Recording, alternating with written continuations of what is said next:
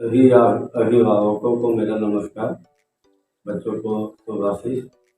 वर्तमान में परीक्षा के पैटर्न शैली में बदलाव और कोर्स कंप्लीट न होने के कारण मैं मंतोष चक्रवर्ती, मैं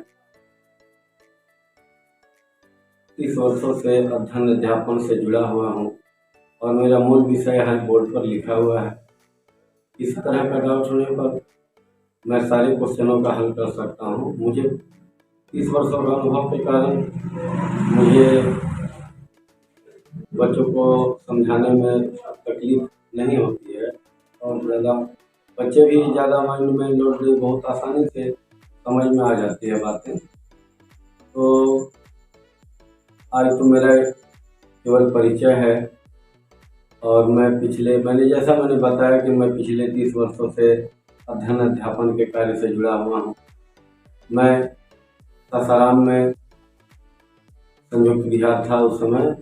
सासाराम में विद्या निकेतन स्कूल, इसके अलावा मॉडर्न पब्लिक स्कूल बोकारो में मेरा घर यही है।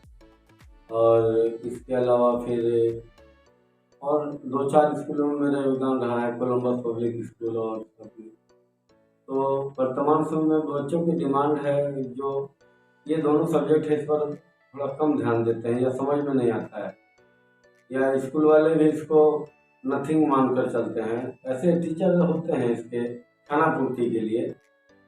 तो मैं समझता हूँ कि बच्चों को भावनात्मक विकास और रस छंद अलंकार और भावनात्मक विकास के लिए ज़रूरी है कि वो हिंदी को जाने।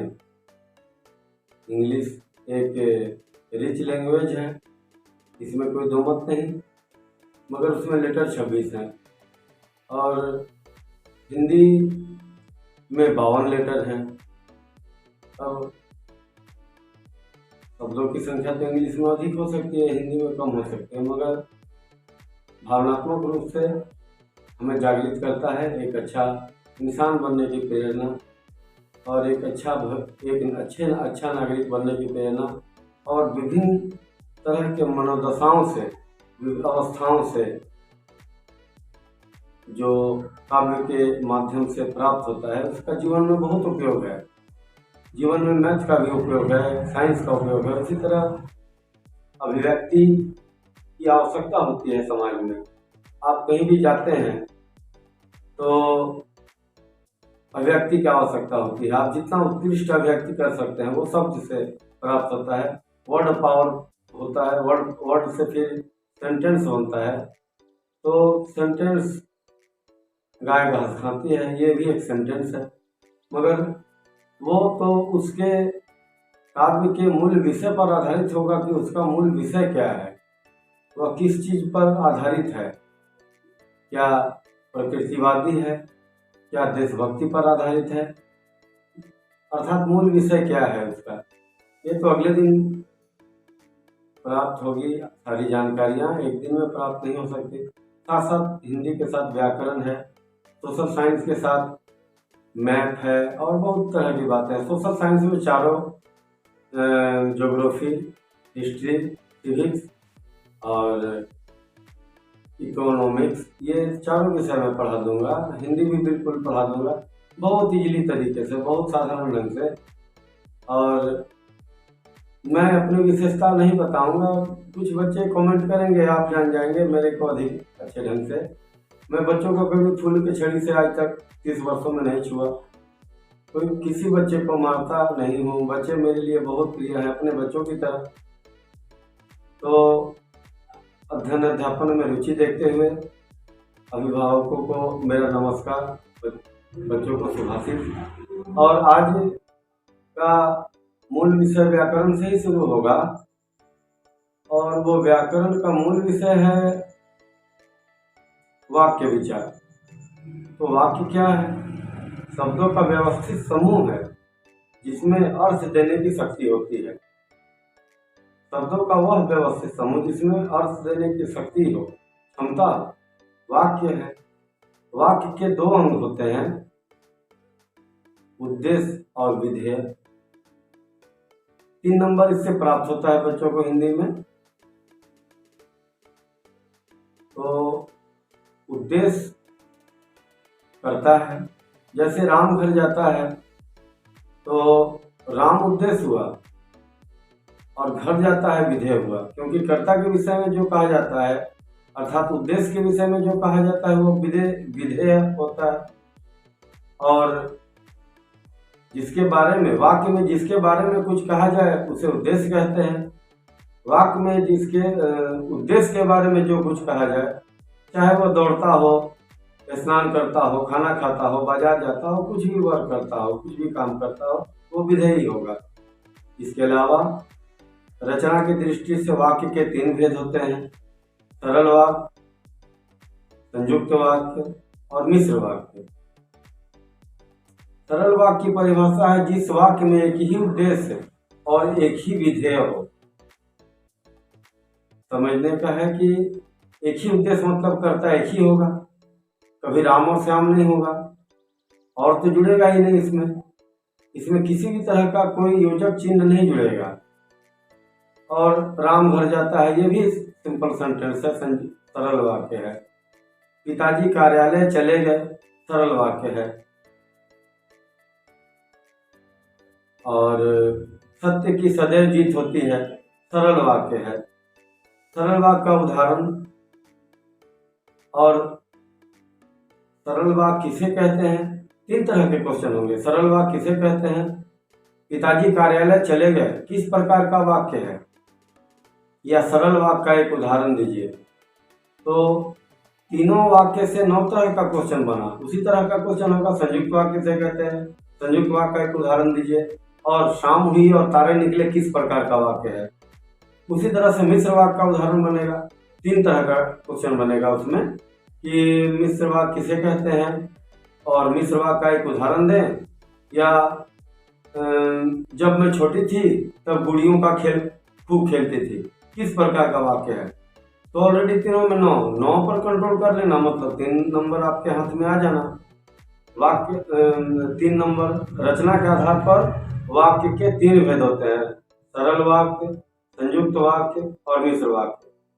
सरल वाक्य का डिफिनेशन बताए, परिभाषा बताए, जिस वाक्य में एक ही उद्देश्य और विधेय हो उसे सरल वाक्य कहते हैं। जैसे सत्य की सदैव जीत होती है, पिताजी कार्यालय चले गए। संयुक्त वाक्य, संयुक्त जब 2 सरल वाक्य अब संयुक्त करेंगे तो उसके बीच में कनेक्टेड उसको जोड़ने के लिए कुछ योजक चिन्हों का प्रयोग किया जाएगा, क्योंकि यहाँ 2 सरल वाक्यों को जोड़ रहे हैं। परिभाषा आप किताब में पढ़ें, आप व्याकरण की किताब में पढ़ें, ज़्यादा बेहतर होगा। आप उसको फिर लिख लें, लिखने के बाद 5 बार 10 बार नहीं समझ में आए तो मैं तो फिर इसकी चर्चा करूंगा अगले वीडियो में भी। 3 नंबर देता है। यहाँ 1 कप चावल मिलकर 1 क्विंटल होता है, उसी तरह पढ़ाई भी है। एक वीडियो में मैं पूरी बात नहीं बता सकता, मैं गद्य और पद में भी जाऊंगा। नेताजी का चश्मा, स्वयं प्रकाश जी जो देशभक्ति की भावना जागृत करने का संदेश देती है, यह भाववाचक संज्ञा है।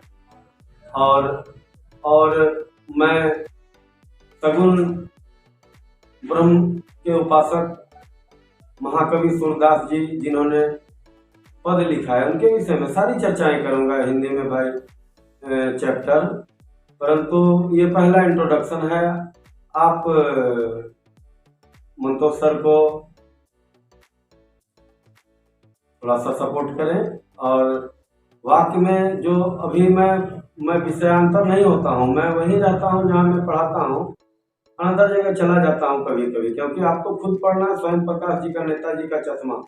तो नेताजी का चश्मा का प्रतिपाद विषय मैं अगले वीडियो में बताऊंगा, पद भी बताऊंगा। मैं दो पार्ट साथ लेकर चलता हूँ, एक गद्य और एक पद, दो कंटिन्यू, क्योंकि समय कम है। जो बच्चे अभी नए हैं जिनको एग्जाम देना है उनका समय कम है, ऐसा इसलिए करना पड़ता है। समझ में आ जाएगा, नेचुरल समझ में आ जाएगा। केवल आप सुनने से ही समझ में आ जाएगा। आपको लिखने की भी कोई खास आवश्यकता नहीं होगी, बशर्ते आप मेरी आवाज को बहुत गौर से सुने, जिसको कहते हैं एकाग्रचित होकर सुनना। मोबाइल थोड़ा कम देखें, परीक्षा का समय है। मैं आपसे निवेदन करता हूँ मोबाइल तो हम हमेशा देख सकते हैं, सालों भर देख सकते हैं, जीवन भर देख सकते हैं। लोग इससे का मूल्यांकन करते हैं। और फिर कोई भी मित्र हो, अच्छे मित्रों के साथ रहिए।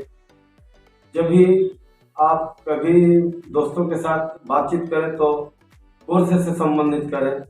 ये दोनों विषय के अलावा और भी जो विषय हैं, इंग्लिश है, साइंस है, मैथ है, उसमें भी तो आपको अव्वल करना है, उसमें भी आपको ध्यान देना चाहिए।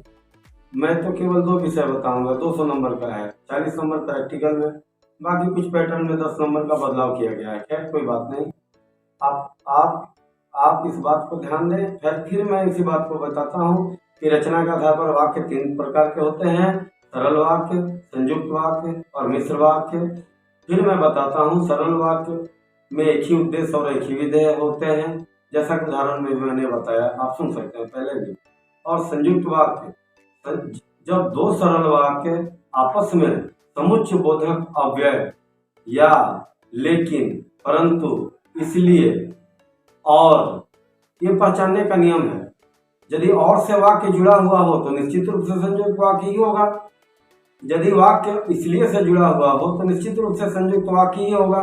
यदि वाक्य या से जुड़ा हुआ हो तो निश्चित रूप से संयुक्त वाक्य ही होगा। आपको ज्यादा दिमाग लगाने का क्या है, इसमें तो वो योजक चिन्ह होगा ही होगा। और जब 2 सरल वाक्य आपस में समुच्चयबोधक अव्यय से जुड़े हुए हों तो ऐसे वाक्य को संयुक्त वाक्य कहते हैं। जैसा कि मैंने बताया, व्याकरण की किताब में आप देखिए और याद कीजिए, समझिए, पढ़िए। ये और से ज्यादा जुड़े होते हैं, ज्यादातर, अधिकतर। शाम हुई, एक वाक्य हुआ, और तारे निकल आए, दूसरा वाक्य हुआ। दोनों को जोड़ने वाला योजक चिन्ह और है, तो जब और लगा रहेगा तो ये संयुक्त वाक्य होगा। चाहे हिंदी में लिखो या अंग्रेजी में, 2 वाक्य है। चाहे हिंदी में लिखो पहला वाक्य, या तो योजक चिन्ह हुआ। जैसा कि मैंने बताया कि संयुक्त वाक्य में योजक चिन्ह होगा ही होगा। और दिन भर वर्षा होती रही इसीलिए मैं नहीं आया, तो वह 2 वाक्य हुआ। दिन भर वर्षा होती रही इसलिए योजक चिन्ह जोड़ा उसको, मैं नहीं आया, इस तरह से। अब आते हैं मिश्र वाक्य में। मिश्र वाक्य में एक मुख्य वाक्य और मिश्र वाक्य में एक प्रधान वाक्य या मुख्य वाक्य और दूसरा आश्रित उपवाक्य या गौण वाक्य होता है। बहुत किताबों में मुख्य और गौण लिखा होता है, बहुत किताबों में मुख्य वाक्य और आश्रित उपवाक्य होता है। आश्रित उपवाक्य वो उपवाक्य है जो बिना प्रधान वाक्य के बिना पूरा अर्थ प्रदान नहीं कर सकता। यह ज्यादातर की से, जब और तब से, जो, वह से जुड़ा होता है। गौर कीजिए मेरी बात पर, ये जुड़ा होता है ज्यादातर की से, जो और वह से, तथा जो और वह से, और की से, और जब और तब से। तीनों उदाहरण को मैं दे देता हूँ। मेरे पास कोई बुक नहीं है, ये मेरा केवल अनुभव है। और आप देखेंगे किताब में भी आपको सेम टू सेम ही मिलेगा, आपको किसी भी तरह की शंका नहीं उत्पन्न होगी। तो अध्यापिका ने बताया कि कल परीक्षा होगी। अब इसमें एक प्रधान वाक्य है, इसमें एक मिश्र वाक्य है। कृपया कर आप किताब में देखें। जब तक आप किताब में नहीं देखेंगे इन चीजों को, तब तक आप थोड़ा कम समझ पाएंगे।